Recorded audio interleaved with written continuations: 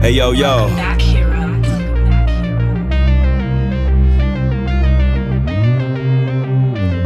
Yo, check it. This my special attack, 100 swords, 100 episodes, and here's to 100 more. Who got next? Place your change on the cabinet. Air Combo University graduates juggle my enemies before tagging in the Masters Hero. Pros in action, toe tagging champions getting active. The message will always get near you. Return to the dream team, Spider-Man and Strider hear you. When the mask is on, I can't promise Cyclops to keep his glasses on. The handshake was potent. The inner glow shown as a mega optic blast, trailing behind the Shinku Hadouken. How you gonna dodge both of them? Blast you down to the last atom. Best regards from the proton cannon you couldn't fathom. If you were raised on gaming and put a controller up, I'm old enough to study the meta before I bless you. We understood space in the dash clean. Now we need the Justin Wong poster right next to the pro athletes. Final justice like a primary lotus from out the sky. Stars and stripes reminding you racism is still alive. Bring a plasma sword to a gunfight. Hayato, bring a hurricane kick. Tatsumaki Sentakyu.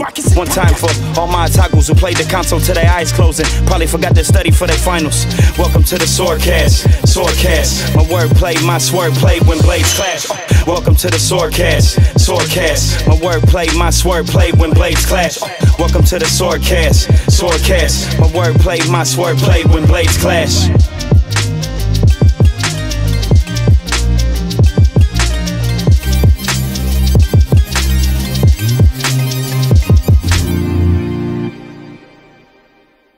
Record in. Boom. Boom. We're back. Back on deck. Took a little short vacation. Took a short vacation. Last week had some friend time. Yeah. And Eric came over. We had a bonfire. Watched some wrestling. Some pizza. Some chicken wings. Some children. Some s'mores. Yep. Listen to some Bob Marley. Yeah, some Bob Marley, some Otis Redding, some Curtis Mayfield. Total old souls that day. It was good though. It was good time. Yeah, man, we're back. I honestly could not tell you what number episode this is. I don't know. 128, I believe.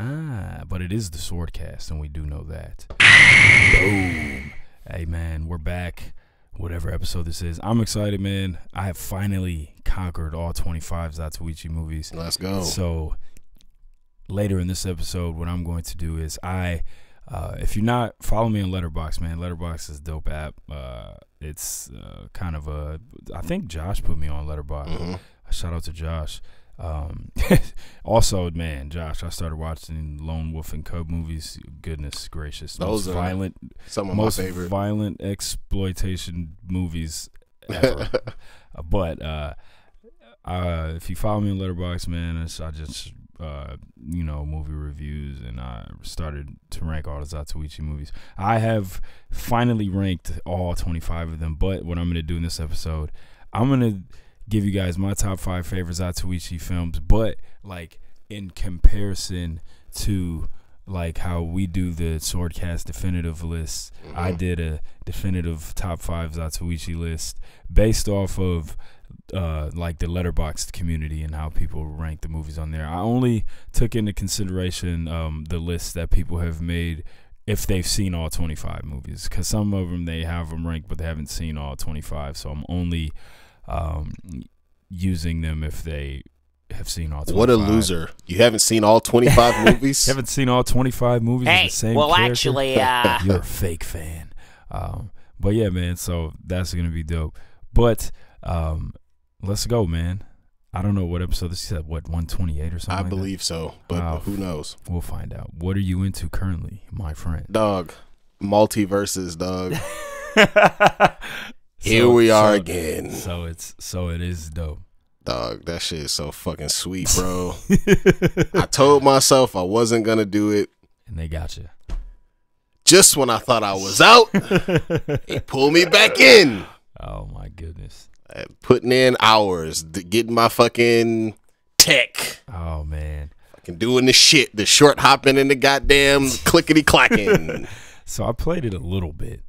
I didn't play very much of it, but I did play it a little bit with Jay, with my son. I was playing with Garnet.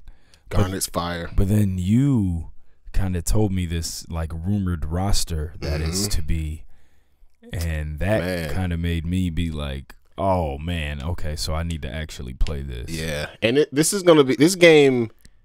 So there've been a lot of Smash. There've been at least 3 or 4 different Smash clones. Most of them have been trash. I know you like Brawlhalla a little bit more than I do. Yeah. And in my opinion, no game comes anywhere close to Multiverses in terms of like, and it's not exactly like Smash, but it's closer to Smash than the rest of those games are. And it's so high quality and so much like, well, there's a lot of tech already. There's a lot of metagame already. There's a lot of like the skill floor is already crazy, like or the skill gap's already crazy. Yeah, you told me like there's already people that are like they're already doing tournaments. Right, bro. It was at Evo this past weekend already, and the game is technically not even out. It was already at Evo. Oh my goodness, relax. So competitive, and I mean. It feels so much like Smash that I can't help but want to fucking play that shit, dog. But the good news is, so here's how I'm gonna save my stress a little bit. Okay. This game is trying to differentiate itself from Smash in that it wants you to play doubles. The game is engineered. It's engineered to be optimized if you're playing 2-on-2, as opposed to Smash just being like, yo, straight 1-on-1. Nigga, yeah. Fox, Final Destination, Fox only. Like it's not like that. It's like it wants you to do doubles. That video that Edmund tagged us in, it was like that little dog jumping around, and it had God, it had the Star Fox sound effects. Jumping around. Oh my god, it was so the shield, the deflector shield, bro. That's exactly how niggas play Melee to this day, bro. Yeah, fire, fire! Fast kick. That shit was hilarious. Fox is so fast, but he weighs like 1,000,000 pounds. So right, because his legs, so right, made out of fucking metal. When you jump, just like goddamn, bro. So yeah, no, this game is awesome, dog. It wants you to play doubles. So I'm not playing no 1-on-1s. I'm not playing any 1-on-1s. Certainly not online. I broke my rule and I've started playing online 2-on-2s. That makes me interested now that they are kind of making doubles the thing in this game. I kind of want to. You like, it's sweet, bro. Like they have certain teams that like work really well together. Like they got Iron Giant on there, and there's like a you've seen the movie Iron Giant, right? Like where he. At the end of the movie, when he goes into Have I seen the movie Iron Giant? Right, of course. Sorry. What am I, a fucking idiot? Not gonna be able to do the 90s, sir. So you know, at the end where he like goes crazy and turns into like the killer mode, like you can do that on this game, and your teammate can like pilot you. Oh my! It's fire. It's actually super annoying. Has too. Edmund played this?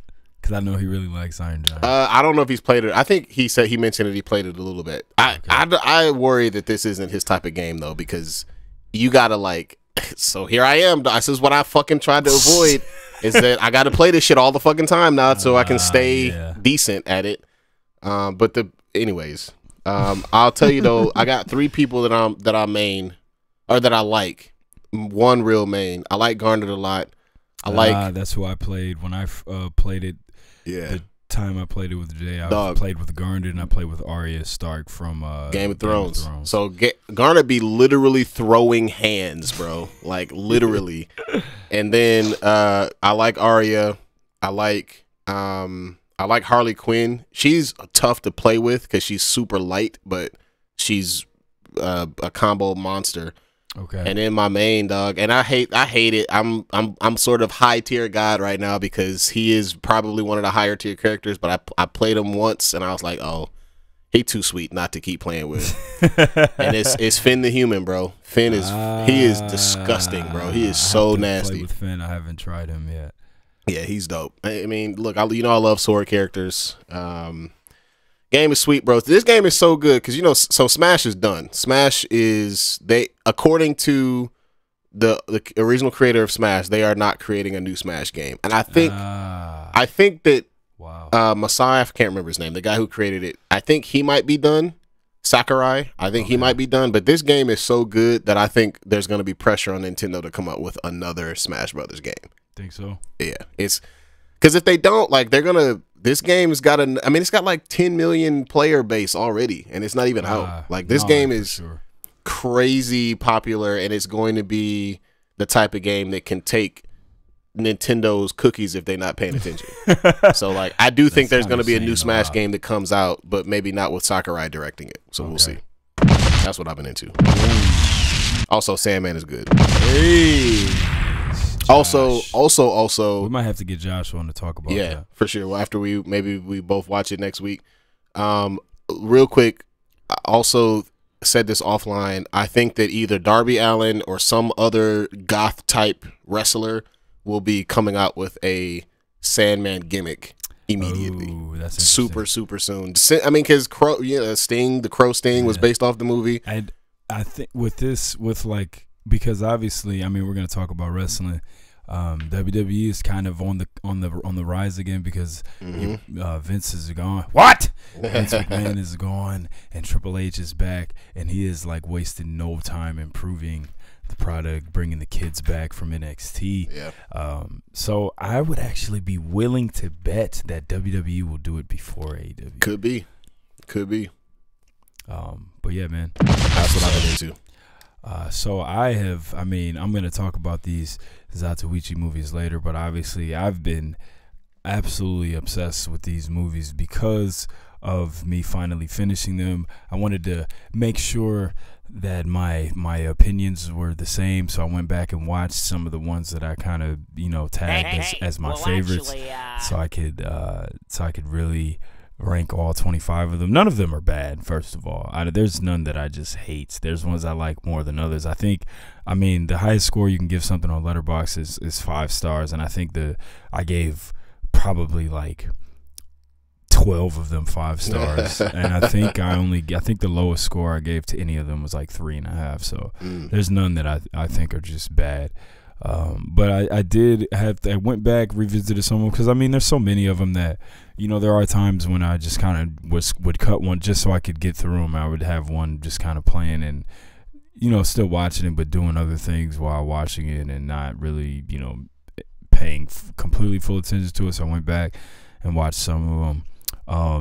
So I've been just big into those, and you already know, man, Yu-Gi-Oh, let's go. Yeah. Me and Jay still battling Yu-Gi-Oh cards every day, and that's fun, and that has been what I've been into. But let's get a quick wrestling recap. Like I said, man, Triple H is back. WWE. I still think NXT is trash. NXT Nickelodeon, as I call it. I still don't like NXT, but main roster. He has already brung back. He's already brung back Dexter Lumis. That's who just came back last week. He's already got. He already had Ciampa involved in he already got him a title match. There's rumors that Johnny Gargano is gonna come back. He's got so SummerSlam, right? He's brung back Bailey, he's brung back Io Shirai, he's got Dakota Kai back. They got a kind of a stable going on. We haven't had an episode in a minute, but SummerSlam, just real quick, I'm not gonna review it like that, but I thought the card was trash, right? I looked at the card for SummerSlam. I wasn't interested at all. I didn't even watch it live. I kind of went back and watched it the next day. But as far as the card not being interesting, the show was really good, and I think that just shows, Triple H being in charge. Like with what they had, they did a lot with it. Like I said, he had got all these new wrestlers coming, or not? They're not new wrestlers, but you got a lot of NXT people coming back. So I gotta say, man, I'm pretty interested in where WWE is gonna be headed. Brung back Karrion Kross, who I don't like or care about. Just I'm crazy and white. All right, I can't wrestle either. What am I gonna do? I just don't like him. He's just really corny to me. But whatever. But I think they're gonna be doing much better. I mean, Ring of Honor, man, Death Before Dishonor. That's the show you guys came over to watch. We didn't finish it because the kids were anxious about doing the bonfire. Right. But let's do the bonfire right this instant. That show was dope. I already talked about that the last episode we had. But FTR, best tag team in the world. Then pretty good, won't lie. AEW, man. AEW's been good as always. Man, the Battle of the Belts 3 was dope. The Claudio versus Takeshita match was fire. I love him. I love Takeshita so much. Yep. That match was dope. I am starting to get I know they got the trios thing coming. That's going to be dope. Mm-hmm.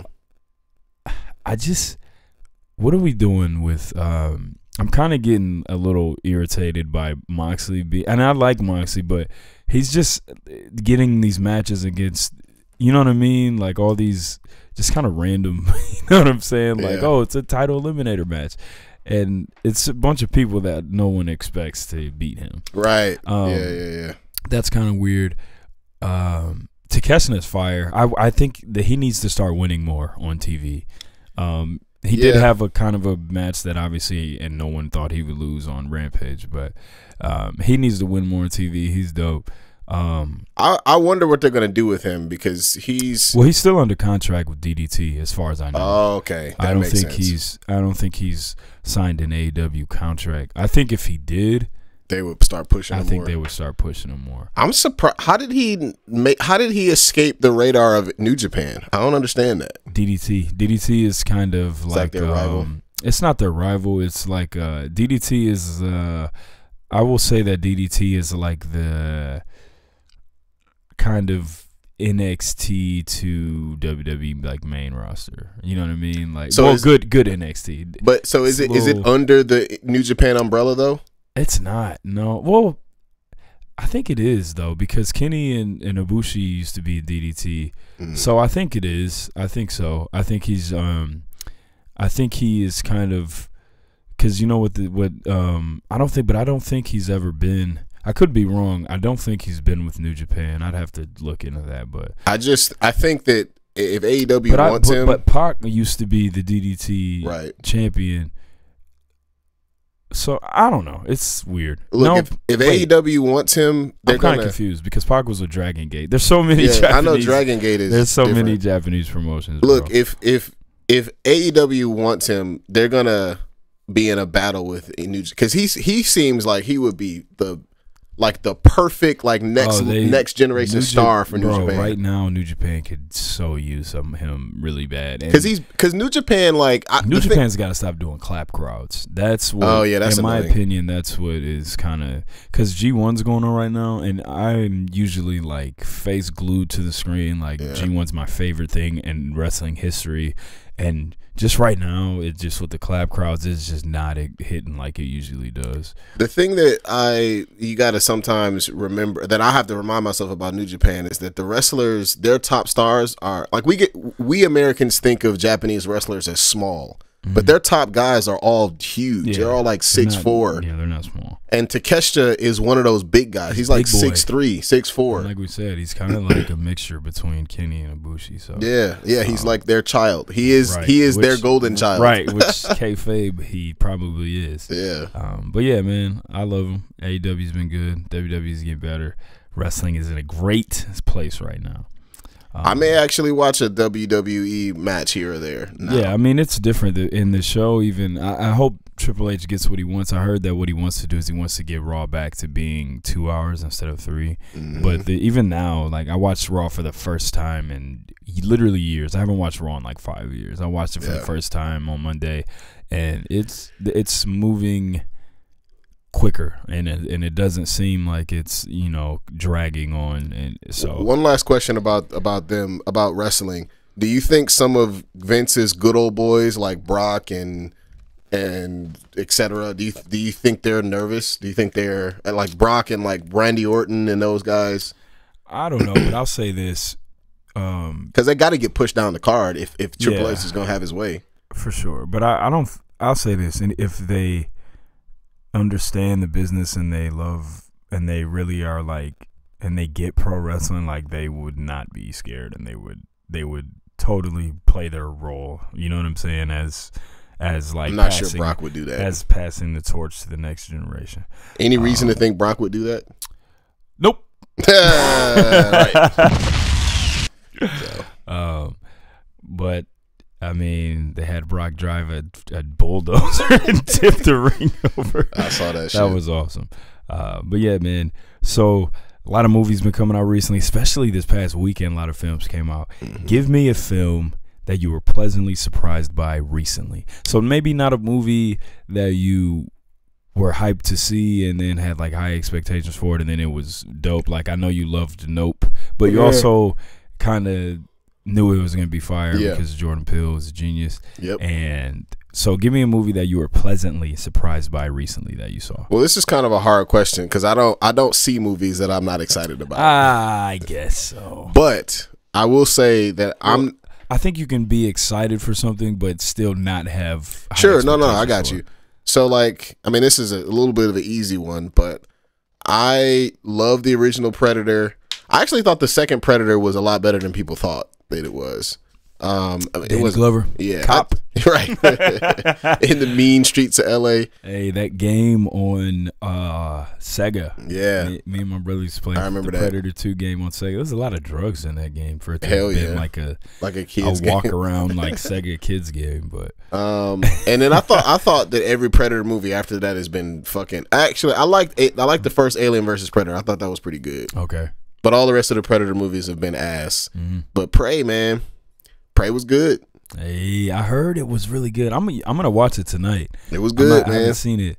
I'm gonna watch it tonight. I'm actually really excited to check it out too, man. I've heard great things about this movie. It's being universally lauded as maybe the best Predator movie ever. Whoa. It's got Kill me, I'm here. Do it now, do it. Bro, he stepped over that booby trap and Arnold was like, nah, bro, the first one, I don't care. It's gonna be tough. That's what they're saying. I'm Arnold Stan. I love the first movie. I ain't got time to bleed. There's so many good lines and best handshake ever. Manliest dad. Exploding handshake, dog. Literally. This is a nuclear blast went off in the background. It was like a testosterone bomb. Yeah. I don't know which one. I haven't seen I just think, I mean, I don't know. It's hard, man. Special effects for those old movies sometimes don't hold up all that well. Yeah. I mean, there's not much. I mean, there are special effects, obviously, but I didn't think they're bad in the Predator movie. No, they're not. I haven't seen it in a while, but that movie's pretty fresh in my mind. I've seen it a bunch of times. For me, I'm not gonna say it's better than the first Predator. I certainly liked it better than all the other Predators, no question. It was just clever, man. Like it was just a super interesting concept. I saw a tweet about Predator where someone said they finally figured out the best Predator formula, which is just drop a Predator into any timeline and just let that nigga That's kind of fire. Just let him go off. Somebody said, "Yo, all right, let's go. Let's drop a Predator in feudal Japan." Hiroki Sanada, bro. They already said it's already all over Twitter, bro. Feudal Japan samurai Hiroki Sanada, and that's all you need. A sword fight between I love him. A samurai and a predator, and just have it adapt to the culture. And I mean, that's what they do. Like, I mean, this is a minor. It's not really a spoiler if you've seen the previews. Like, if you know anything about the Predator, that's what they do about the Yucha, whatever their names is. They adapt to the timeline. They adapt their weapons. Oh my goodness, that would be the best. That would be the best movie ever if they did. So in this one, the Predator, when he landed, like that nigga basically got naked. Like he took off all his guns and all of the shit and was like, all right, I'm about to just these niggas using bow and arrows, so that's what I'm gonna use my I gotta watch my version of this. I gotta watch this movie. And he was out there like. And that's the thing that a lot of people are like, oh, how could this little girl that uses a bow and arrow beat him? Oh, man, look, y'all got to stop. I'm so tired of people, actually's diversity agenda. Yeah, like, look, bro. Every time it's, bro, I promise you, any time it's a girl character, they need, how she gets so strong. Training montage. I need to see a training montage. I need to see what's her diet. I need to see her diet. Give me a poop sample. Fucking give me a DNA test. Make sure you're really a woman, bro. Seriously though, that's how these. It's so annoying. And then, wait, white male protagonist What do you? Well, he's ripped and he's got a leather jacket. I mean, what more do you want? Not even that sometimes. They don't even need fucking Luke Skywalker. Yeah, just a little annoying whiny white bread kid. Save the galaxy. Yeah. Hey, I love Luke. Favorite character. Best character ever. God, Luke. Come on, Doug. Stop. Anyways, no, Prey was dope, man. Like the main character is super interesting because she doesn't fight the way that Arnold does. With it's like, all right, I'm gonna flat out arm wrestle the Predator to death, right? Like actually just mano y mano. Yeah, I'm about to square up with the Predator. Just say, fuck it. No, there was a lot more ingenuity, and oh goodness, it was dope, man. It was super dope, and it's officially canon. I really do think they're going to keep doing this type of Predator movie. Like, there's so much steam around this Hiroki Sanada's samurai joint that I think that's probably going to happen. I'll cry. Yeah. That would be so dope. So, yeah. Prey for me. I can't wait to watch it. I'm going to watch it probably tonight. I'm really excited to check that out. For me, it's the Rise of the Teenage Mutant Ninja Turtles movie, man, that came out on Netflix. Let's go. So many people hate.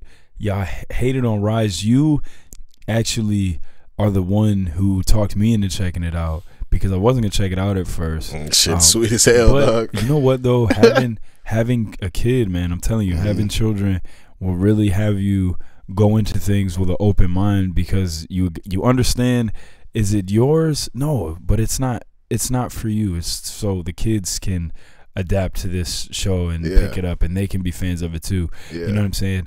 And is now with Rise, I watched the whole show. Animation incredible, some of the best fights. Is it super silly and like tons of filler episodes that don't matter? Absolutely. Yep. The characters are so different. Raph is the leader. Leo's kind of like full of himself and silly. I think this is one of the best Donnies though ever. Like the show's not bad. But anyway, also Raph, and this is super realistic. Should have been this way from the start. Raph and Mikey are both black. Facts. And it's obvious. And it's so obvious. And it should be like that. They from fucking New York, goddammit. Like, come on. But yeah, this movie. Although you could argue that Raph in the 90s movie, he might have been black too. 100%.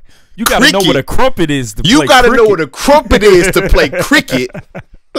What's this? A Jose What is it? Jose Canseco bat? You pay money for this? But yeah, man, this movie was fire, bro. The opening, it's I'm not gonna spoil it, but the movie was fire. It's a story about the Krang. You haven't seen the Krang at all in the show, so this is the first time they used Krang.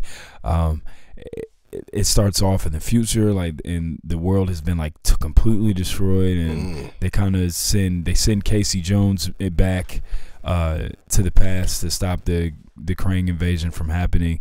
The Casey Jones character is fire because, you know, in the show Casey was a girl. You know what I mean? So this is like the Casey that we know, and his character in this was really dope. The animation style is so good. The fighting, this was just, and they really, it's like they really kind of help. It's a little bit of kind of catering to the older generation of Ninja Turtle fans, because what they do is they kind of, you know, they show flashes of Leo being the leader, you know what I'm saying, in this movie. He's kind of the center of attention in this movie. So, and I mean, if you watch the show, if you did watch Rise, the very last thing that is said at the end of the finale, before it goes off, is Splinter just goes, "Oh yeah, Blue One, you're the leader now." And then Raph just goes, "What?" And then it just goes off. Right. So, that was pretty funny. But yeah, man, this film was really dope, man. Like, it was good. It was flat out fire. Like, it was. Now, was it? I mean, obviously 1990s, the GOAT. That's the best Ninja Turtle movie.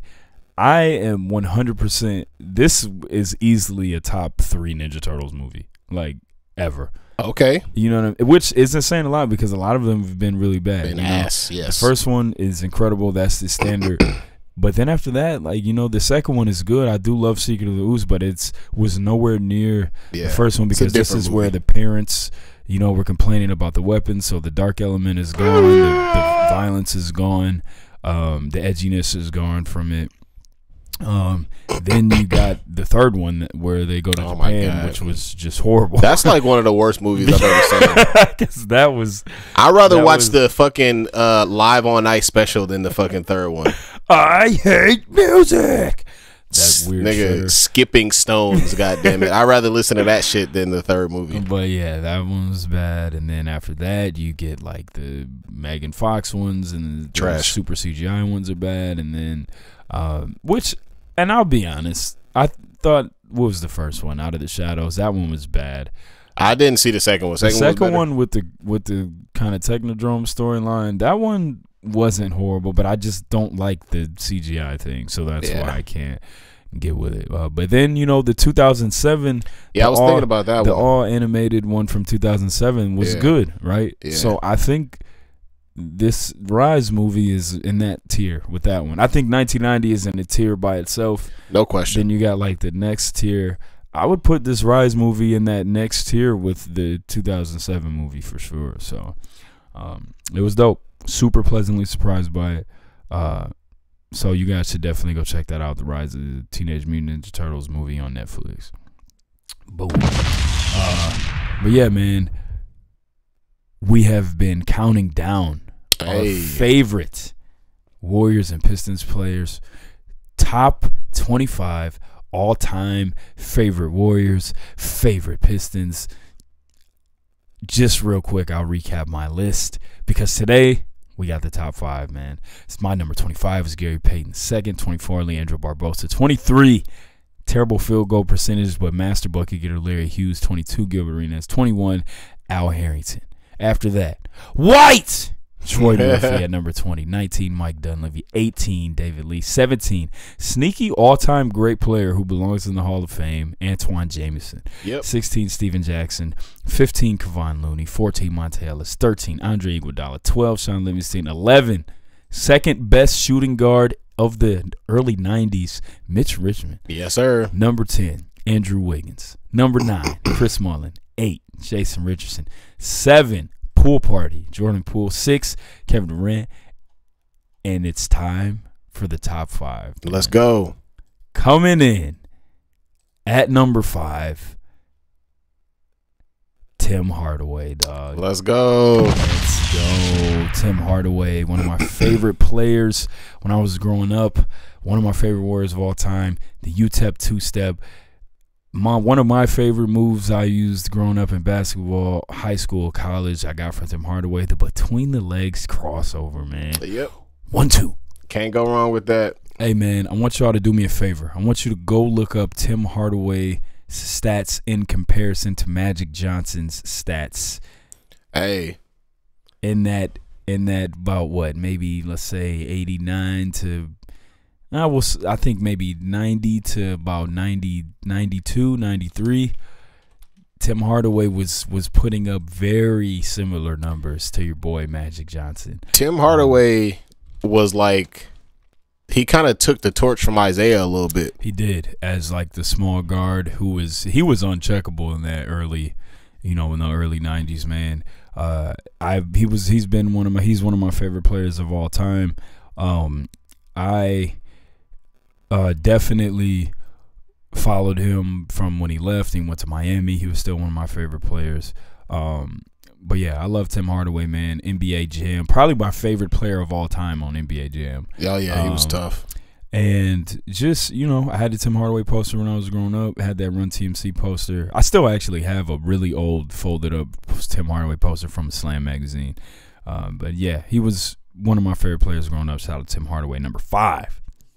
Coming in at number 4, the heart and soul of the entire Warriors organization, man. Hate him or love him, I love this dude. Smartest, maybe the smartest player in Warriors history, and that's Draymond Green. I love Draymond. I don't care what anybody says. I think people forgot that Draymond was scoring the ball before.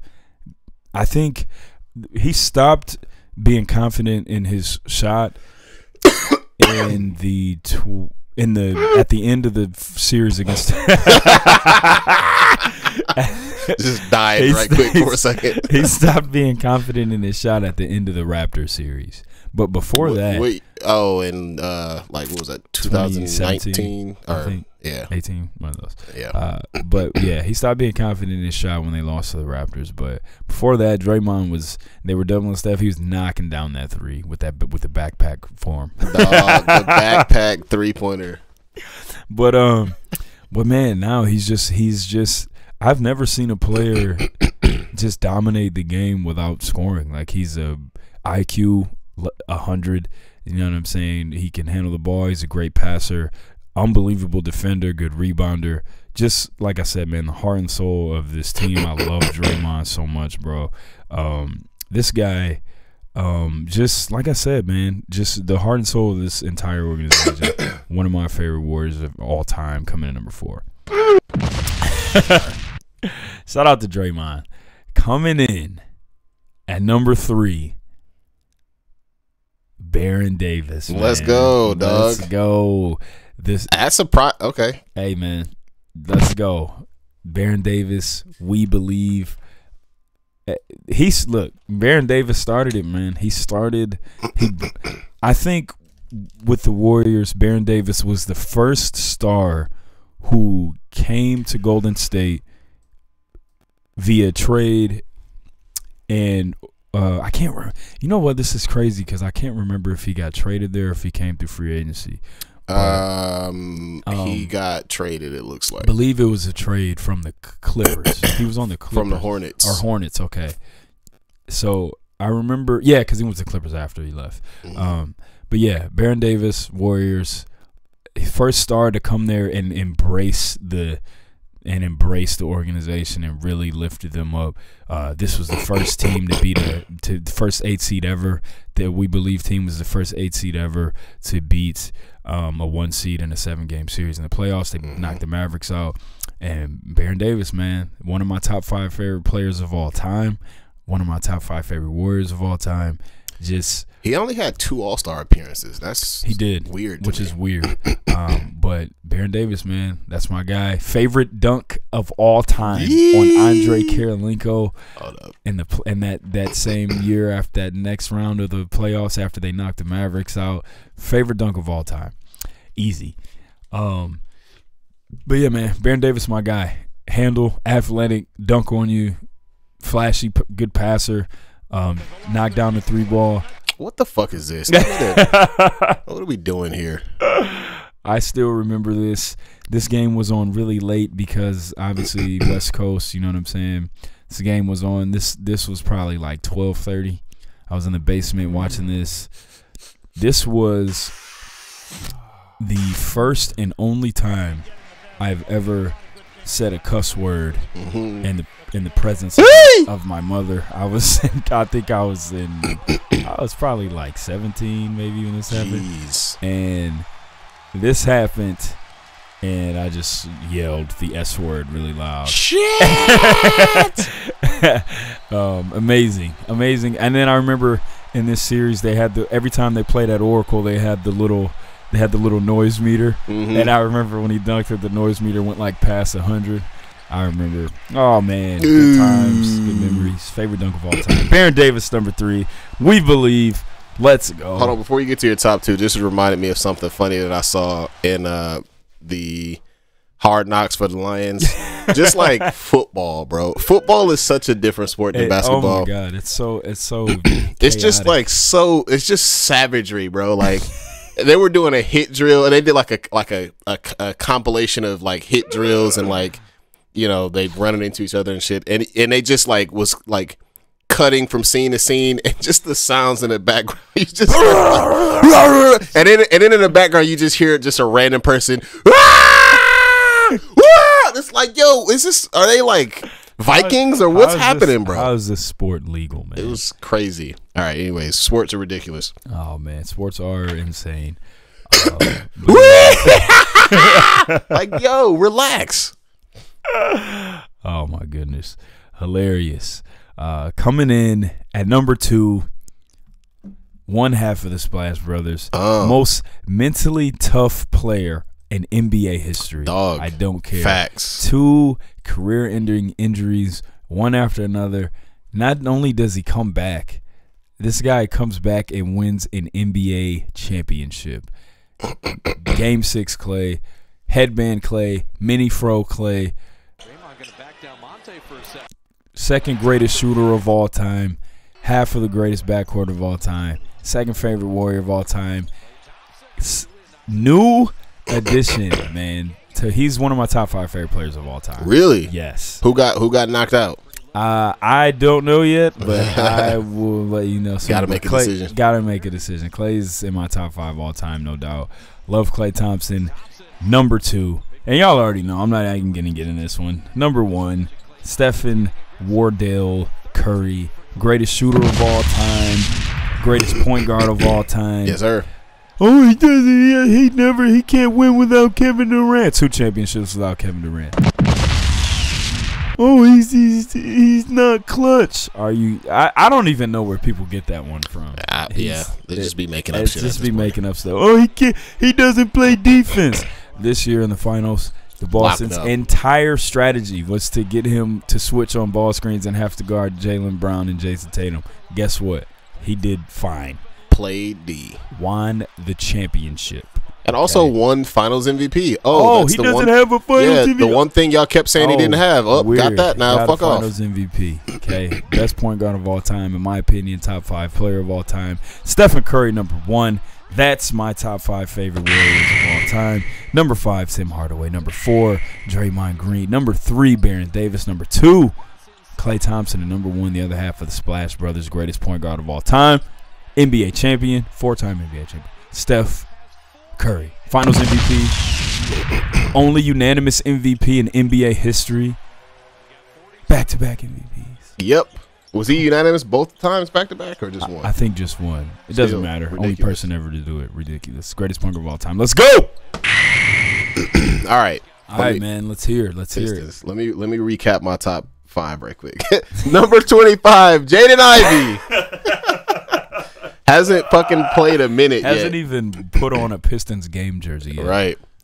Number 24, Terry Mills. 23, Dana Barros. 22, Kelly Buckets Tripucka. No, we got kind of tricked by Terry Mills' head, and we let it make us think that he was chubby, but he was like not. Yeah, no, he was like 6'9", he just had like a round head. He looked like George Foreman kind of. He was fat. No, that nigga was like 6'10", like basketball as fuck. Bro, hilarious. Where was I at? Brandon Knight, Brandon Jennings, Antonio McNugget, Bill Lambier, Lindsey Hunter, John Sally, Allen Houston, Tayshaun Prince, Mark Aguirre. Allen Houston, man. Good player. Good player, good player, good player. Man. Could have been a great player. Facts. Number 11, Andre Drummond. Number 10, Sadiq Bey busting into the top 10. Yes, bucket getter. Shooter. Nope. Can't score 50 on accident. What? What's that? Times 50. Oh, number 9, Dennis Rodman. Number 8, Rasheed Wallace. Number 7, Ben Wallace. Number 6, Chauncey Phillips. Now, I done left a couple of obvious people off this motherfucker. You did. And a lot of people might think I'm crazy. A lot of people might think I'm drinking the Kool-Aid, but it's never too late. Number 5, Cade Cunningham. Let's go.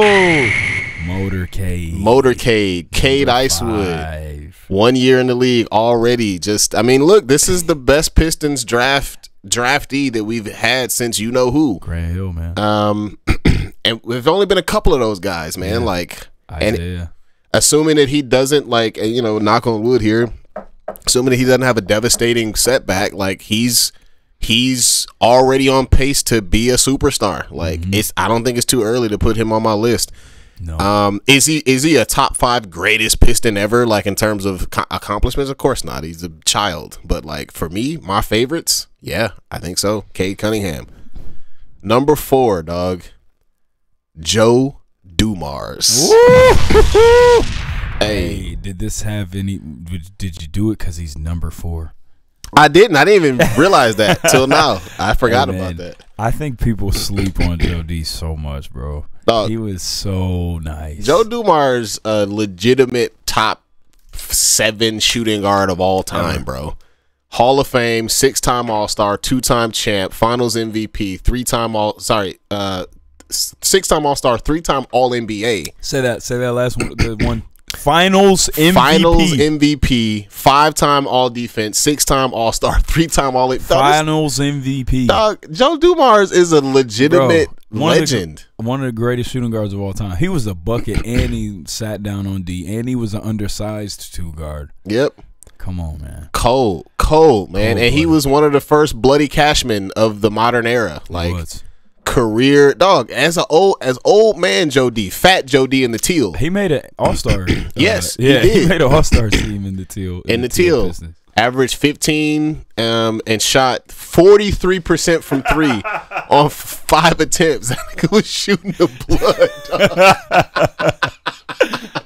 I think it was stroking that bitch. I love Joe D. Dog, Joe D. And then when Isaiah Thomas retired early and they handed the keys to him, Joe D probably in my top 10 favorite players of all time. Great player, bro. Great, just super efficient. When they handed the keys to him only when Isaiah Thomas retired, 24.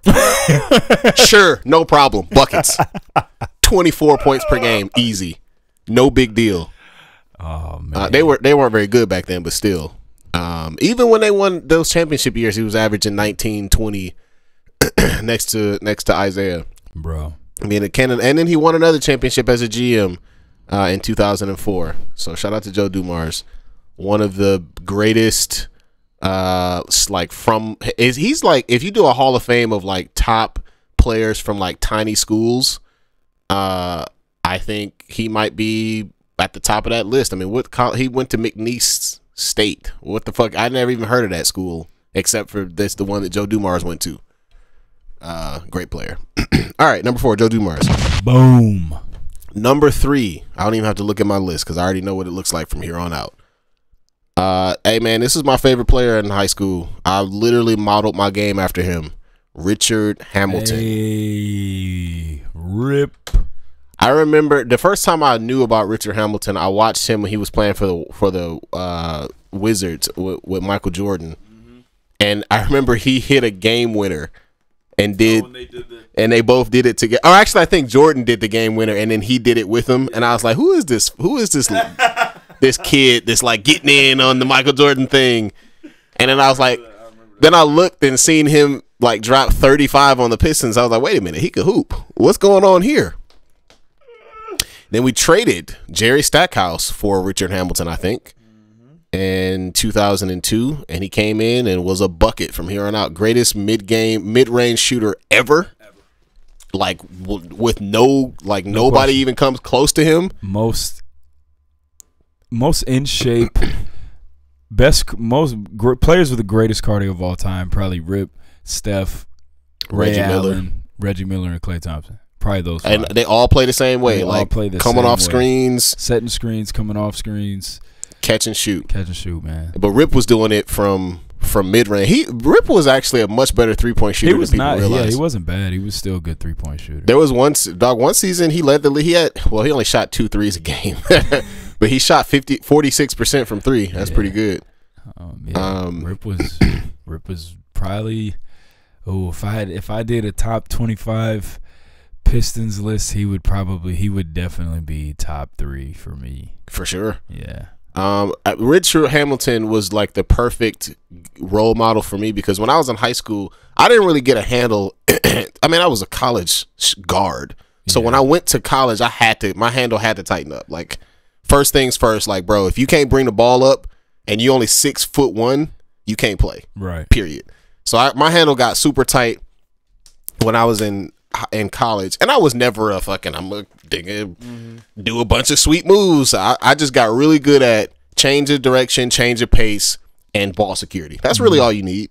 And I had a go-to move. I had a change of pace and change of direction, in my opinion. And you obviously got to be able to dribble with both hands, but you don't have to be. If you could just change direction and switch your gears up, you'd be fine. And I did have a move. I had a killer cross. I had a Tim Hardaway 1-2, and I had a counter out of it. Actually, my favorite move was an in and out behind the back combo. Oh yeah. And I would step into a mid range. That was my favorite dribble move, I think. And I had counters out of it because if you could that 2000s head fake hesitation. So I would in and out, cross, hesitation, 1-2, be mixing people up with that shit. But that was about as crazy as my handle got, right? I was never hey, I'm gonna come down and fucking do a bunch of cool ass shit. That was never my game.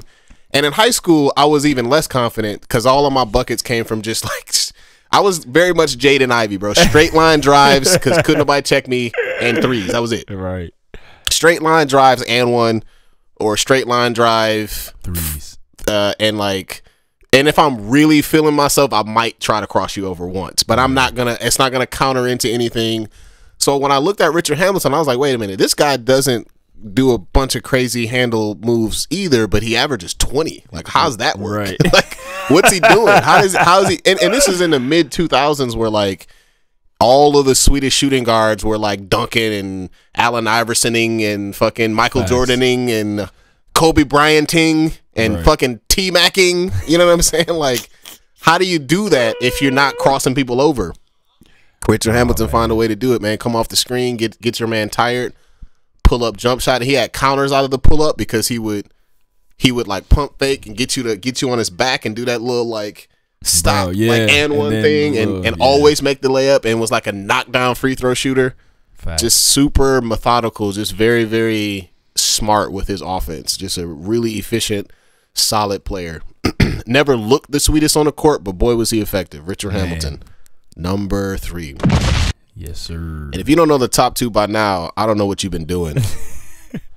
Number 2, Grant Hill. Hey, Grant Hill was so sweet, bro. He was, man.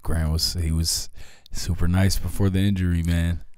Right when he was getting ready to take off in 1999, this nigga averaged 26, 6, and 6. Oh my goodness. Off 50% damn near from the floor and 35% from 3. Uncheckable. Couldn't nobody stop him, bro. Just absolutely. And there was one season where he was even crazier. When he was 24, 1997, he averaged 22, 9, and 8. These are Luka Doncic type numbers. Bro, dunk on you, handle the ball, finish, shoot, mid range, knock 3 down, crossover, passer. Oh, he had the 1-2. That wow. Grant had the and then the 1-2 the 1-2 hesitation, and then just a straight up left right boom, you're done. Man. Crossing the shit out of fucking Scottie Pippen's ass. Couldn't do nothing with him. Scottie Pippen ain't had shit for Grant Hill, dog. Grant was so nice, man. Dog, he used to bust Scottie Pippen's ass. Man. Let's go.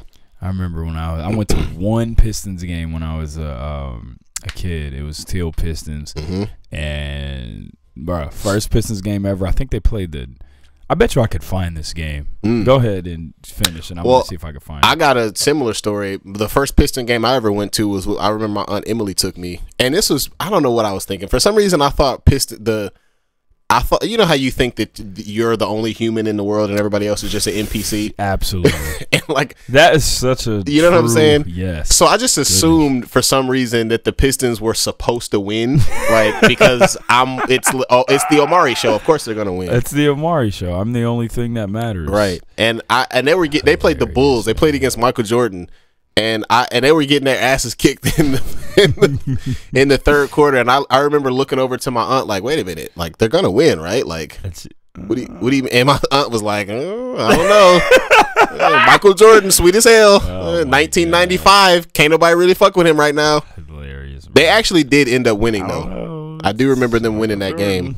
But I didn't have any context to understand that was a massive upset and that the that the Bulls were way better than them. Way much of a better team. Right. Man, but yeah. That's hilarious. So then at number 1, come on, dog. What are we doing here? Let's go. Isaiah Lord Thomas.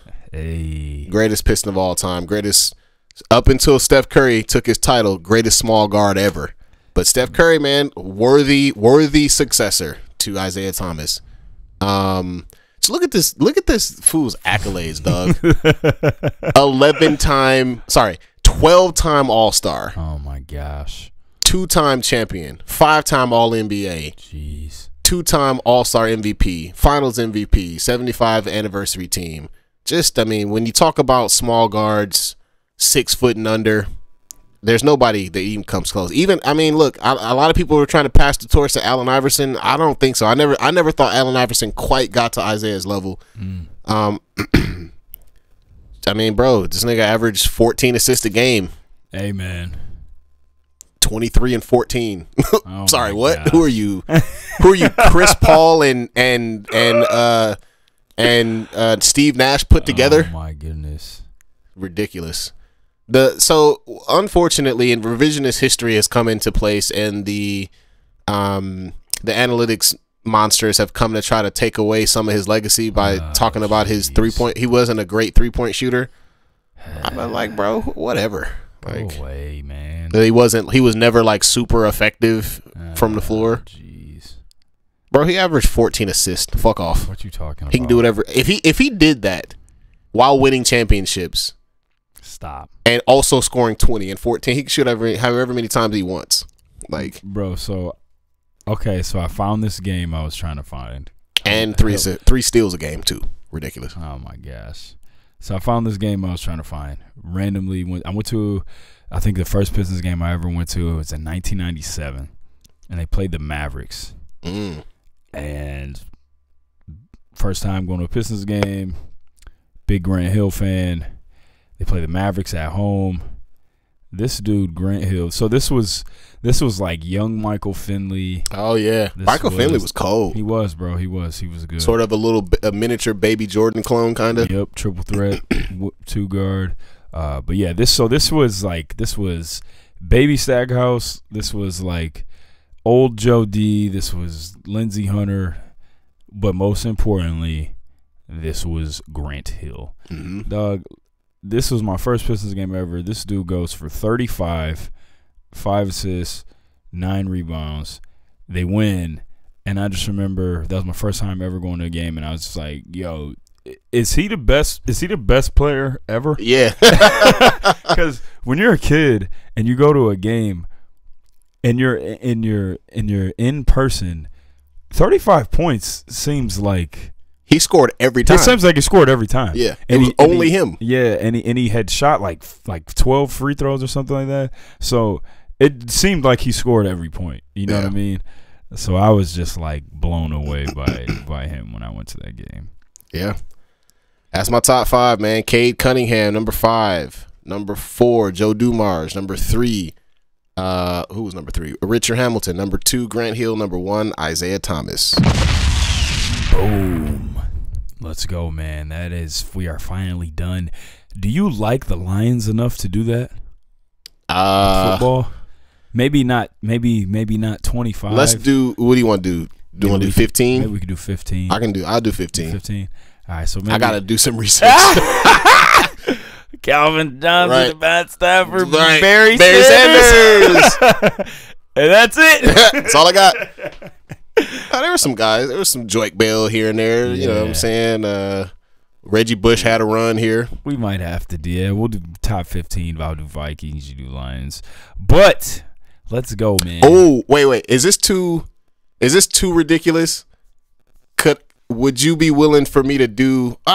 Maybe we'll do another. We'll do another sport, but I want to do Red Wings, bro.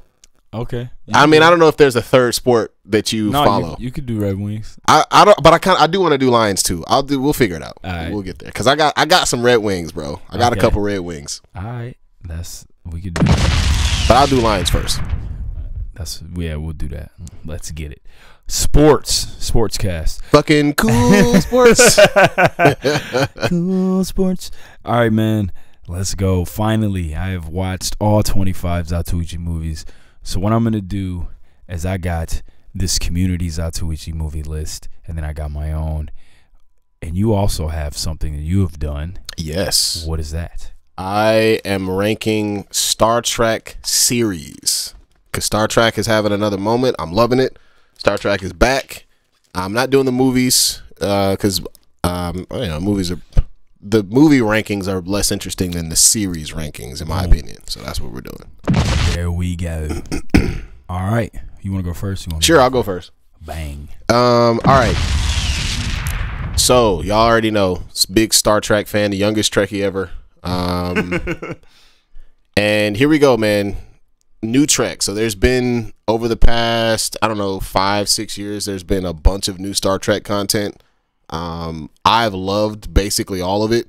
A lot of people have been weird about a lot of old idiots have been like, oh, this is different. It has black people in it as the main character. It has black woman as the main character, so I'm gonna feel weird about it. Diversity agenda. And also, it's different because we're not doing Planet of the Day. We're doing a serious serial format where each story connects to where one episode connects to the next one. Like that's a bad thing or something. Mm-hmm. And the reason why people are mad is because like the old Star Trek episodes were like, most of them were just standalone episodes. Yeah. And you didn't have to watch them in order. And every now and then they'll do 2 or 3 in a row that are a part of a larger storyline. But the new Star Trek shit has all been like one season, one serial format, one story from start to finish. And I love that. I absolutely love it. I think Star Trek works better for it. I already hear the Trekkies losing their fucking minds. It's my opinion. You can kick rocks. I know I know what you want. I know you think Strange New Worlds is the best Star Trek ever because it does all the things that you wanted Discovery to do. I don't want to hear it. Get out of here. Bang. The good news is I will put Strange New Worlds on this list, but it's going to be number 5. Strange New Worlds. So that's the most recent Star Trek series. It's the direct prequel to the original series. So it stars Captain Pike, who is the captain of the Enterprise right before Kirk becomes captain. Okay. And it's super charming because it's optimistic and it's bright and it reminds you of all the old shit from fucking 65 years ago or whatever. And it is well done. I'll give you that. It is well done. I like it. But I don't like it as much as the rest of you motherfuckers do. I'm just going to keep it 100. So Picard, I would say, is an honorable mention. That's like a sequel where you get to see a couple of stories about Jean-Luc Picard after he's retired. Mm-hmm. Some of them are really, really wild. Some of them are a little timey-wimey ridiculous. I can understand why some people didn't like them. So I know Captain Sisko is your favorite Star Trek character. Mm-hmm. Where does Picard rank on your favorite Star Trek character list? He's number 2. Okay. Picard is my second favorite captain. My third favorite captain, new, updated. Okay. So getting back to the list here, number 4, man. Yo, if you're new to Star Trek and you want just like a light, kind of ridiculous Rick and Morty-esque version of it to start with, my recommendation is Lower Decks, which is the cartoon that's made. It's created by one of the storyboard artists or one of the writers for Rick and Morty. Hilarious. Absolutely hilarious, dog. It makes so much fun. Not only does it make fun of Star Trek, but it also is just like dope. Like it's just like Rick and Morty, where it's funny, and it's like there's comedy, but there's also like a storyline that's happening. Lower Decks does a lot of that, and it takes really great care to honor a bunch of inside jokes and tropes. Like there's one thing that happens in Star Trek that's so ridiculous, where they say the word. So how would you say the word SENORS? How would you say that? Did I spell that wrong? SENORS. Sorry, I spelled it wrong because I'm a fucking idiot. SENSORS. SENS sensors. Right. Like a touch sensor or fucking. In Star Trek, and I don't know why they have done this. I'm sure there's a story that explains it at some point. But from the original series until now, they always pronounce it sensors. Or they sensors. Right. Sensors. So like they really pronounce the OR. And there's an episode of Lower Decks where they flat out are like, why the fuck do we say that? Where did that come from? Sensors. Oh my gosh. And there's another trope where like anytime there's a fight scene, there's always the same combo. They do like a 1-2 punch and then a double fisted like hammer fist. The double axe handle, Macho Man style. Dog, right. That's like classic. Every single Star Trek fight scene is exactly that combo. And there's one character in Lower Decks, and that's like his whole fighting style is just that. Like he just be like 1, 2, double fist. That's every time he get into a fight, he says that. This shit is hilarious, bro. Has he ran into a situation where it doesn't work and he's just like confused because it works all the time? Because that would be so funny. That would be fun. That hasn't happened yet. That should be effective as fuck, bro. Wait, 1, 2. Wait a minute. The double fist isn't working. Just keep trying and keep getting beat up. Yeah, that'd be funny. Yeah. So yeah, man. Lower Decks, hilarious, really, really good. Looking forward to it continuing. So, I've seen the previews for Lower Decks. I haven't never watched it. Mm-hmm. As me, who's not a big Star Trek fan, would I enjoy that show? Should I watch it? Yeah, it's funny. I mean, even if you don't know what's going on, it's just simply funny. It's just a hilarious show. Maybe I'll check that out. The show, if you really wanted to get into Star Trek, the one that I would start with is I'll get to it in a second. Okay. Number 3. This is the first of the new Trek series. So when they started coming out with new shit about 6 years ago, this was the first one. Star Trek Discovery. Fantastic. I was gonna say I've heard you speak highly of this. So good, man. Starring Sonequa Martin Green, first black woman captain. She is my new 3rd favorite captain. Her story. Is this the show with Michelle Yeoh in it? Dog, yes. Okay. Fucking awesome. She is amazing in that. Yeah. So like it's a super kind of a long story. There's a lot going on with the plot. The plot's a lot of people didn't like it because they thought it was too heavy and too whatever. Man, I thought that shit was dope. It was nice, sweaty sci-fi with a bunch of weird ass shit happening. I was here for it. But like, so the Michelle Yeoh's character, she is Michael Burnham. That's Sonequa Martin Green. That's her character. Michelle Yeoh was her captain. Okay. And this is not really a spoiler, but she dies in the first episode, Michelle Yeoh's character. And then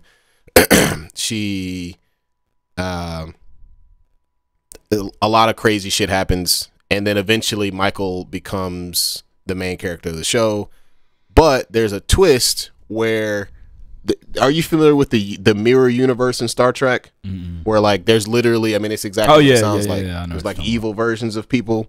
There's a crazy plot twist that happens where they end up dealing with the mirror universe version of themselves and featuring the mirror universe version of Michelle Yeoh's character. Okay. Where she plays a flat out villain. This is the first time you've ever seen her she played a villain in God damn it. I don't know if I've seen her play a villain. Maybe she didn't play a villain. No, she didn't. Never mind. This is the first time. I don't know if I've seen her play a villain. No, she didn't. I was thinking for some reason I thought she played a villain in Super Cop, but she didn't. No, she was like she's good. The partner, kinda.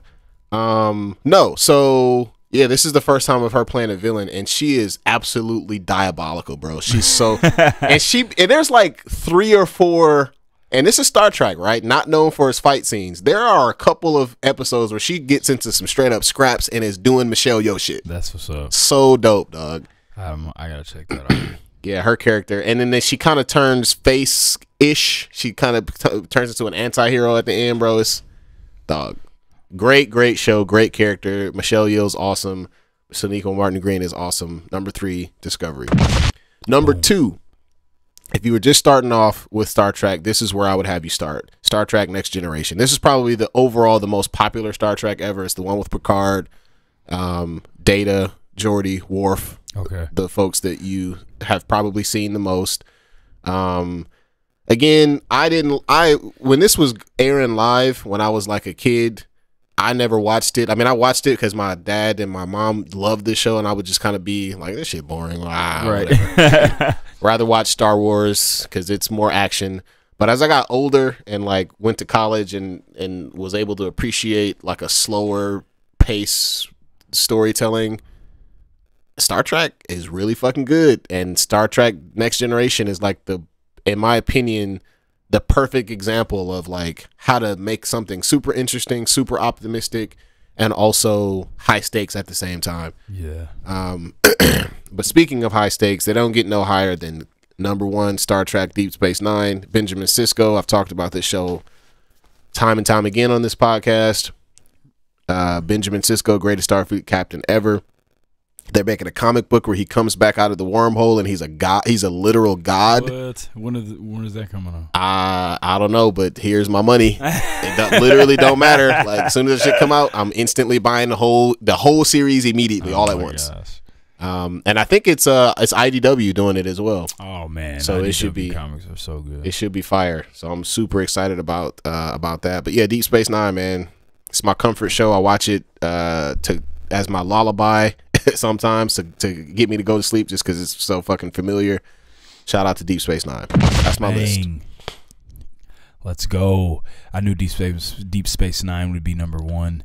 Shout out to Easy peasy. Benjamin. What is it? Lafayette Cisco. Benjamin Lafayette Cisco. Let's go. That's what's up, man. You betrayed your uniform! Major, shut that thing off! That nigga be mad as hell, dog. I love Cisco, bro. Oh, let's go. Goodness. Fire. Love it. All right, man. Let's go. As you know, I love these Zatuichi movies. I'm finally going to rank them. But as I mentioned earlier, before I do my top 5, I went on Letterboxd and I looked at tons of people's rankings. You can go on Letterboxd and you can just go to lists and you type in Zatuichi and there's tons of people who ranked all 25 movies. And what I did was I did the same thing we do for our definitive list on here, and I made like a community list to compare mine to. So we're going to start with that one. Before I get into it, man, I just want to say I love these movies so much. Not only have I seen all 25, I've watched a handful of them like multiple times. This is my favorite film character ever. These movies are my favorites. I love these movies, and I've spent a lot of time with them over the summer. Let's go, man. So getting into the community list, before I start, sometimes it bothers me that my taste is just so different from, you know what I'm saying? I know that feeling. Because like when I look at these and the way that people rank these movies, and I'll go look at their reason for I'll read their reviews, and in my opinion, like most of the Zatuichi movies are of a similar quality, you know what I'm saying? And so the things that I look for in order to separate them as far as like what draws me to them the most is obviously I'm an action junkie, right? So I really pay close attention to the quality of the sword scenes, you know what I mean? So they gotta have top tier sword scenes, and some of them do. They have better, you know what I mean? They have better choreography than the other ones. And then obviously the story. I don't think any of the movies are bad. But when I look at how people rank some of the movies that I really like and they'll rank them kind of low, and I just don't understand why. And I read the reviews and it'll say stuff like, it'll just just moving the goalposts, because like they'll rank a movie 5 stars and then they'll rank one that I think is on the same level and they'll rank it like 2 or something. I just be like, how? Like, what's the, you know what I mean? What is the difference between the two movies? But all right, man, let's go. Starting off the community list, and I'm only doing 5. There's 25 of them, but I think if you are listening to this episode, if you just take these 2 5s, like these are some great ones for you to watch. So there's no bad ones. Coming in number 5 on the community list is the 14th film, and that's Zatuichi's Pilgrimage. This movie is not in my top. I don't even think I would put this in my top 10, but it is dope, and I think the reason people like it so much is because this is definitely the truest. I mean, samurai movies borrow from westerns borrow from samurai movies. This is the most western of all the Zatuichi movies, and I think that's why people like it so much. This one, he kind of Americans, right? Facts. This one is kind of him going on like a little spiritual like journey of atonement because he's killed so many people, and he ends up in this like farm village, and and then he ends up making a choice to protect these people, even though they're like kind of cowards and they probably don't deserve it, but he ends up protecting these people from these bandits and everything. It's good. I mean, it's beautifully shot too. Like I said, it's not in my tops, but I understand why people like it. So number 14, or coming at number 5 is the 14th film, Zatuichi's Pilgrimage. Coming in at number 4. This is the one movie on the Community Top 5 that's also in my top 5. Wow, only one? Only one. And that is Fight Zatuichi Fight. That's the 8th movie. I love this one. I'll talk about it more when I get to my list, but like I love this movie. This is the one where he has a baby with him the whole time. And this one is fire. It's funny. It's got some of the most like emotional moments. I mean, in this movie, what happens is there's this woman at the beginning is riding a palanquin cart that's like, well, she's actually walking and she has a baby with her, and Zatuichi is in a palanquin cart, and he is, I think that's what they're called, and he is getting a ride somewhere, and he sees the woman, and he basically gets out and he offers her his palanquin ride. He's already paid for it, you know, because she's kind of struggling walking, and as always, there's like some assassins that are after him, and the woman takes his spot in the palanquin and they think he's in it, so they like attack it and they end up killing the woman, but the baby survives. So he takes the baby and he looks at some of her paperwork and everything, and he wants to try to deliver the baby to the father. And this movie, bro, it's got some of the dopest fights. Bro, there's some times where he's like changing the baby's diaper and the dudes try to fight him, and then he's like killing him and like just telling him to be quiet because he wants the baby to wake up. Like he straight up kills this guy, and the guy's like, ah! And he's like, shh. You know what I'm saying? And he's like shushing the baby again. Like, this one is one of my favorites. Man. Is there like comedy? Is there? Yeah, there's comedy. Yeah, and like intentional comedy. Yeah, okay. He's actually hilarious. Like there's like, bro, okay, he's such a like off kilter, like goofy character. Like the baby's crying and like waiting for milk, and he's like, all right, you know what? I'll just so you go, and he lets the baby bite his nipples, and so the baby will fall asleep. That's funny. It's hilarious. But yeah, love this one. So, Fight Zatuichi Fight coming in number 4 on the community list, and that's the only one that made mine. Coming in at number 3 on the community list is the 21st film, and I thought this movie would actually be higher because this is the one that people talk about the most, and this one is called Zatuichi Goes to the Fire Festival. This one is really good. It's not in my top 5, but it's in my like top 7 probably. This is, in my opinion, like the biggest Zatuichi movie. Like, you can tell that there was like a lot of money behind this one, you know what I'm saying? And it's got really good cinematography. Like, it's really beautiful to look at. All the colors pop. Like, has like a huge cast too. Like, Nakadai's in it. He's in a few of Kurosawa's movies. Like, he's a famous, you know, actor that played a lot of samurai movies back at that time. He's the main character in Sword of Doom. He's in this movie as well. This one is really good, man. There's what happens in this one is he saves this woman. He ends up like stumbling on a auction where these like Yakuza people are auctioning off women, and this girl gets bought, and he ends up saving this girl.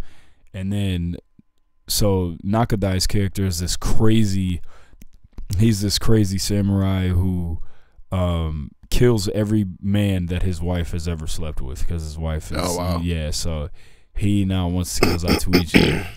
Then there's this blind Yakuza boss who's like one of the best villains in the entire series, just like a super evil.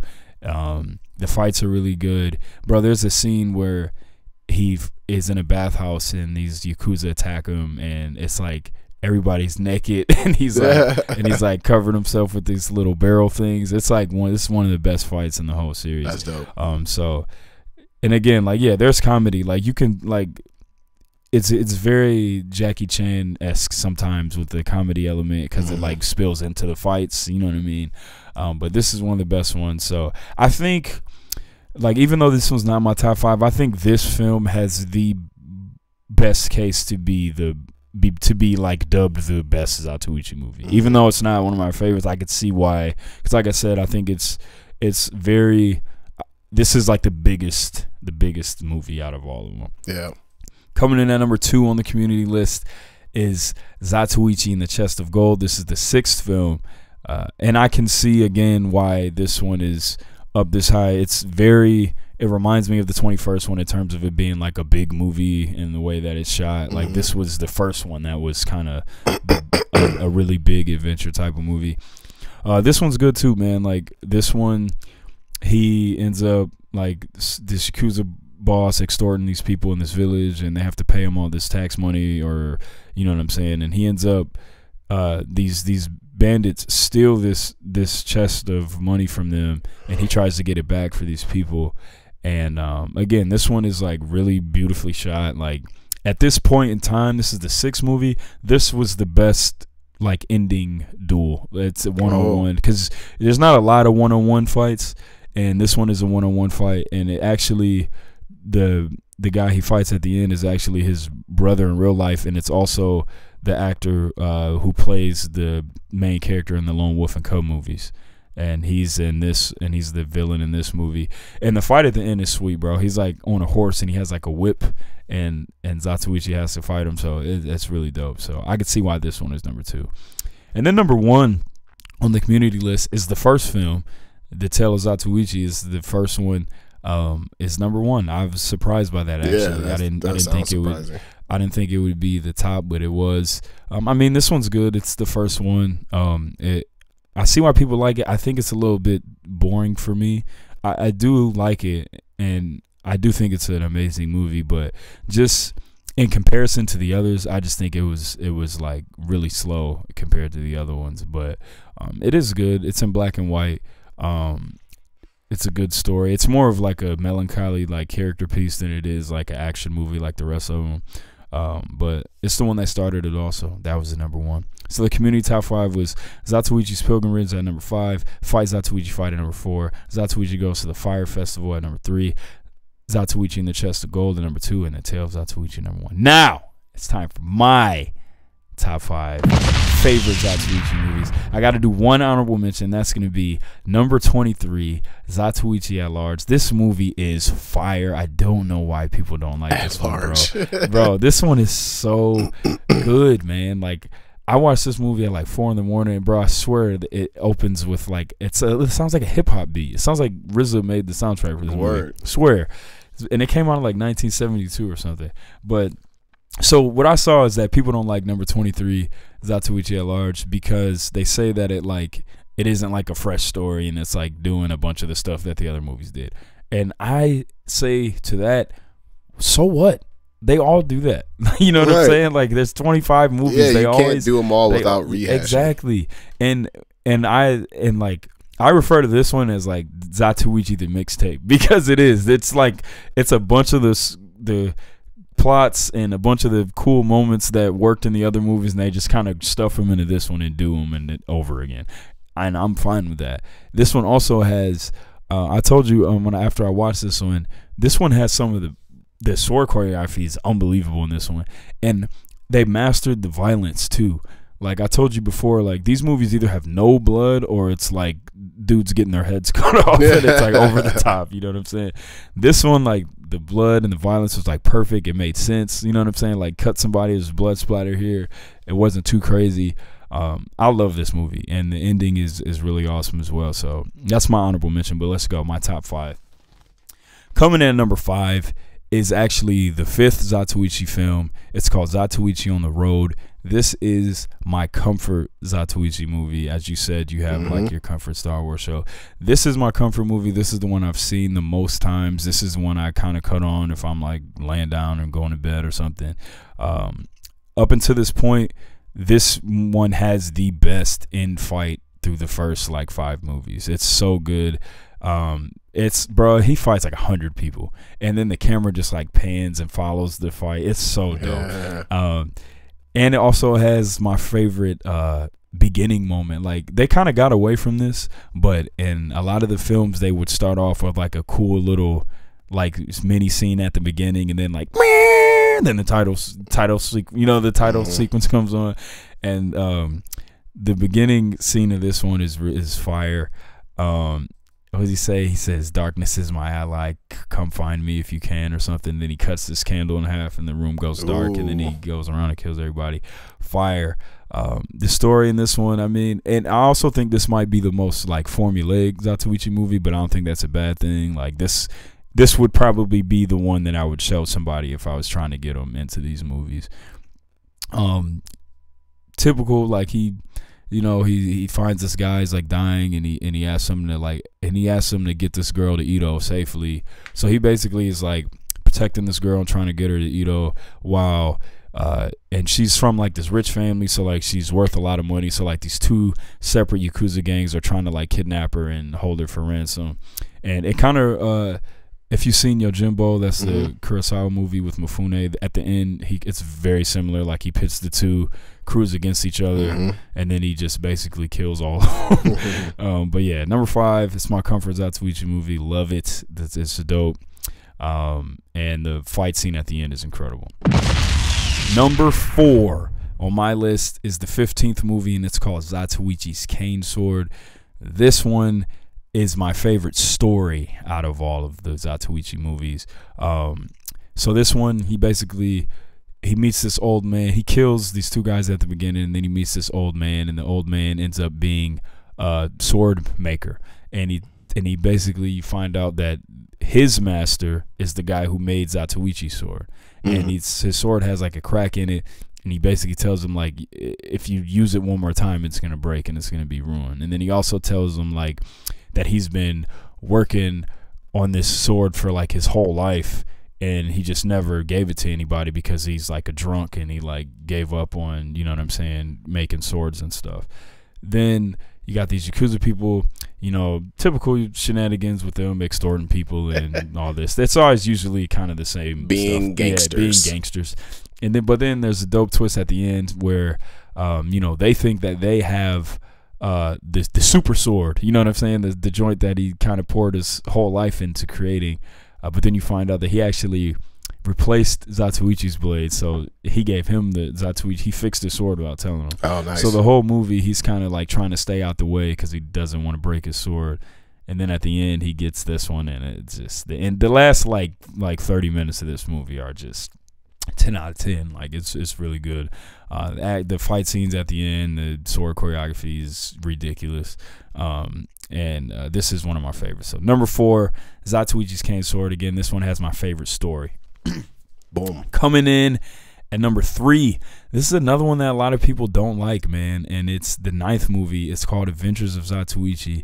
Love it. This movie is fire. I don't understand why people don't like it. This one is about him going, he's just like trying to go celebrate Japanese New Year. So this one's already fire because I love fall, and his outfit is fire. He got like a crispy haircut, you know what I'm saying? And like it's just fall colors because it's Japanese New Year, and it's like this festival in this town, and he's basically going here. All he wants to do is go to the top of this mountain and just pray to the sun on the New Year's morning. You know what I'm saying? That's all he's trying to do. But he gets here, obviously gets involved in a bunch of stuff. He's trying to help out. So in the beginning, this guy asks him to take this letter to this girl. So he ends up trying to help out this girl, and then she's in a room with another girl. So he's trying to help both of them. They're both got 2 completely separate paths. Then he meets this town drunk who is his dad. Like, you know what I'm saying? And like, it's just their stories match up. Like his dad at the same place, same mountain. His dad lost him when he was a kid and never saw him again. They interact, and you end up basically, they don't come out and say it, but it's his father. Yeah. You know what I'm saying? This movie, again, amazing fight scenes. Like the sword sequences are awesome. It's got so this is the 9th movie. Up until this point, I think this has the best ending now, because there's this, they have the Yakuza people have a samurai on retainer that they use as their like muscle, and he's actually, up to this point, this is the most skilled samurai that Zatuichi comes across. And it's just one of those things, you know, he's like the typical you know, I just want to find a worthy opponent type of guy. And like there's this moment where Zatuichi goes in their office to talk to them, and the dude just attacks him, like, and Zatuichi just and then puts this thing back in, and then the guy's like, And then he like sits down and the Zatuichi leaves, and then the boss is basically like, "What's wrong with you? Why'd you do that?" And he's like, "I thought I could take him." And then, bro, and then after that, like the chessboard they were playing on just like splits in half because he cut it, and then like something else, you know what I'm saying? And then the dude's like, oh, "Okay, like I gotta fight this dude." And then at the end, bro, the fight scene amazing. He fights this guy. It's like snowing out. Oh man, it's so good. This movie's fire. I don't understand why more people don't like this, and I think it's one of the best ones. So that's my number 9 is Adventures of Zatuichi. Fire, great story, great plot, amazing fight scenes, and he looks crispy, bro. He has like the super line. He got lineup, short hair, got the sweet kimono on. This one of my favorites. Coming in at number 2, my second favorite Zatuichi movie, the only one that was on the community list. Fight Zatuichi, fight. This is Zatuichi and the baby. I posted this gif in the Discord, bro. So one of my favorite things about these movies, there's always a cricket dice game. He loves to gamble. He goes to play dice, and they always try to cheat him because he's blind. But his hearing is obviously, he's got like super hearing, so he can hear the dice and he can hear when they change them and all that. Wow. So there's always a moment where they try to hide him, and he'll cut the cup in half or something real quick, and then like, you know. So in this one, he's holding the baby at the dice game, and the guy, he throws one of the dice up into a cup that's up on the ceiling, and then like gets a cheating one, and then bro, Zatuichi just throws the baby to some random lady. Oh yeah, you put that and then he cuts the cup. It's so funny, bro. But like this movie it's funny. It's got some big time emotional moments. Like he wants to like give up everything he's doing, and he wants to just keep this baby. And then like this, he goes to this monk monastery, and the monk basically tells him like, you cannot have a kid. Like, 1, you're blind. 2, you know, people are constantly coming after you, trying to kill you. Like, how long do you think that you'll be able to like keep this kid alive? You know what I'm saying? And he basically is like, you know, you're right. You know what I mean? So then he's like meets this woman, and they kind of have like this little mini family throughout the movie. And the whole thing with Zatuichi is like, bro, there's a woman that falls in love with this dude every movie, and he always just leaves at the end. You know what I'm saying? And this is a woman who wants to have this family with him, and he just like, nope. You know what I mean? And this was one of the harder ones to see that happen, because like this woman like really wanted to be with him and this kid. But the fights, fire. Like I said, he's like protecting his baby, changing his diapers, killing all these bad guys. The fight at the end, bro, they try to set him on fire. It's so dope. Yeah, because at first you're kind of like, these dudes just try to fight him always at the same time, and he just kills them all. Like, and now you're starting to see the bad guys get a little more creative, try to like mess with his senses a little more. So they have these like flame sticks, and they're trying to set him on fire. This movie, man, I think this movie is fire. This is one of my favorites. Number 2, Fight Zatuichi Fight, is the 8th one. I love this one. And to be clear, they all star the same actor, right? Yeah, Shintaro Katsu. Yep. Who, man, I did some research. That dude was nuts in real life. He went kind of crazy. He's kind of had some drug problems, alcohol. Like he was out there, but super talented actor and just a genius.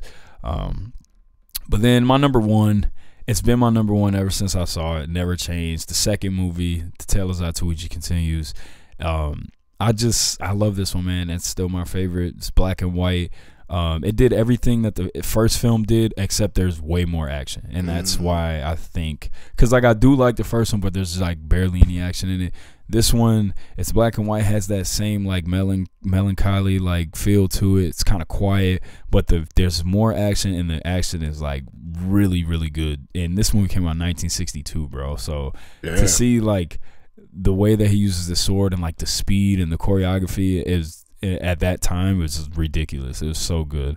So I still love the second one. This one, he kind of, so in the first movie he kills this samurai that he was like trying to be friends with, and he goes back to that town to like pay his respects at the dude's grave. You know what I'm saying? And he's a masseur in these movies, and because he's blind, and that's how he makes his money. And he, at the beginning of this movie, he like massages this guy who's like a lord for he's like a samurai lord, and when he's massaging them, like, dude's all giggling and like. So I think basically what they're trying to get across is that he was gay, and they now like his samurai, they try to kill Zatuichi because they don't want word to get out that their lord is gay. You know what I'm saying? So when he leaves, they attack him. He kills him. So now he's got these dudes after him the whole movie.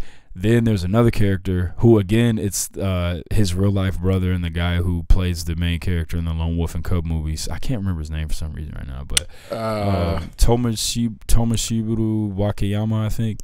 But he plays his brother in this movie, and they have a thing going on where they had a fight earlier, and you find out that Zatuichi like cut his arm off, and so he's only got one arm.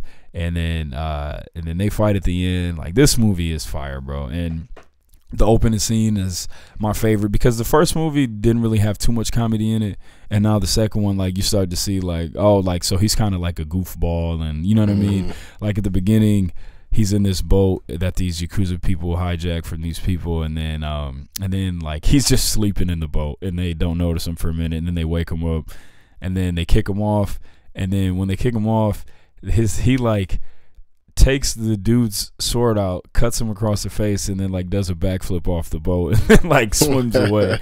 And then so that scene is like, that scene was fire, and the, like I said, the fights in the movie are so good, bro, and it's just still has all the elements from the first one, but just way more action. So that's my favorite one, and that's my top 5 favorite Zatuichi movies, man. Honorable mention to number 23, Zatuichi at Large. But number 5, my comfort Zatuichi movie, Zatuichi on the Road. Number 4, the 15th movie, Zatuichi's Cane Sword. Number 3, Adventures of Zatuichi. Number 9, I think the most underrated movie in the whole series. I don't understand why more people don't like that one. Number 2, Fight Zatuichi Fight. That's the 8th one with the baby. And number 1, The Tale of Zatuichi Continues. The second movie in the series, still in black and white. Love these movies. That's it, man. Y'all should go check them out. That's my top 5 favorite Zatuichi movies. And real quick, like I said, there's not that many one-on-one duels at the end of them, and when there is, they're really dope. Because one thing that they do is he fights better against a group of people because he can hear them. Yeah, that makes sense. When it's one person, he kind of has a harder time dealing with the one person. In my opinion, I think the best one-on-one duel is in the 19th movie, Samaritan Zatuichi. He fights this guy, and the dude tries to stay quiet to give him a harder time, and it's really dope. Like, there's a time where Zatuichi cuts him, and the dude like puts a cloth in his mouth so he doesn't scream. It's really good. And then there's a part where Zatuichi he goes to the ground, and he lays on the ground so he can hear better. It's fire, bro. That is dope. That's the 19th one. Another fight that's really good is the 17th one. It's called Zatuichi Challenge, and he fights this guy in the snow, and it's like really long too. That duel is fire too. So I think 19 and 17 probably have the 2 best like one-on-one fights at the end. But that's it, man. Go check these movies out. That's my top 5 favorite Zatuichi movies. Oh, interesting fact, real quick. I think I want to say it's Rashomon, I think, the movie that Akira Kurosawa made. Zatuichi was supposed to play the lead in that movie. Or Shintaro Katsu was. Yeah. And I don't know exactly what happened, but I think what happened is this dude showed up to the movie, and he like wanted to do a documentary on working with Akira Kurosawa. So this dude shows up to the movie and brings his own camera crew. and him and Kurosawa just did not get along, and he ended up quitting after like the 3rd day or something. That's hilarious. So he was supposed to be the main character in that movie, but he's not because that happened. Hey, it's me. It's my movie now. Right. But shout out to Shintaro Katsu. Shout out to Zatuichi movies. I love them. Bro, I love these movies so much. Like, if I were to do a list of my top, like, 25 favorite movies ever, it'd probably have, like, 5 of these movies on it. Let's go. But let's go, man. That's it. It's my top 5. Boom! Thank y'all for listening. Peace. Bang.